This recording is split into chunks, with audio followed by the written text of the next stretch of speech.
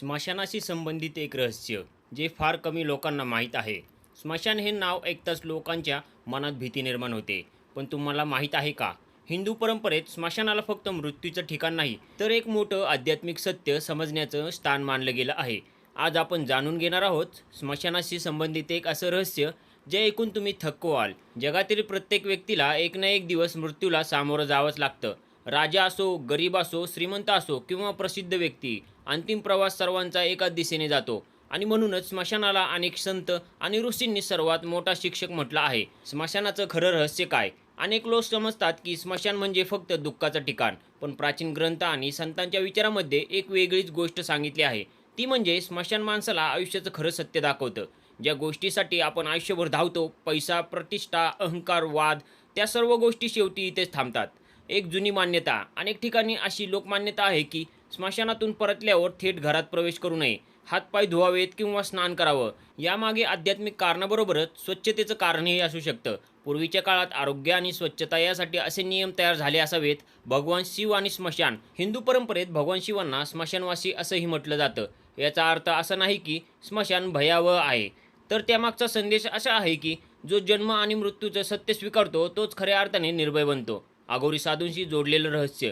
अनेक कथा आणि लोकमान्यतामध्ये अघोरी साधू स्मशानात साधना करतात असं सांगितलं जातं. यामुळे लोकांमध्ये उत्सुकता निर्माण होते, पण त्यामागील आध्यात्मिक विचार असा सांगितला जातो की भीतीवर विजय मिळवणे आणि जीवन मृत्यूच्या सत्याचा स्वीकार करणे. स्मशानात गेल्यावर काही लोक शांत का होतात? कारण तिथे गेल्यावर एक गोष्ट स्पष्ट होते की आयुष्य खूप मौल्यवान आहे. कालचे वाद, राग, मत्सर हे सगळं किती क्षुल्लक आहे हे जाणवतं. म्हणून अनेक संत म्हणतात स्मशान हे वैराग्य शिकवणारं स्थान आहे. एक रहस्यमय लोकमान्यता. काही भागांमध्ये असं मानलं जातं की रात्री उशिरा स्मशानाजवळ जाऊ नये. या मान्यतेमागे अनेक कथा सांगितल्या जातात, मात्र यासाठी कोणताही वैज्ञानिक पुरावा उपलब्ध नाही. अनेक वेळा अशा मान्यता सुरक्षतेच्या कारणामुळेही निर्माण झालेल्या असू शकतात.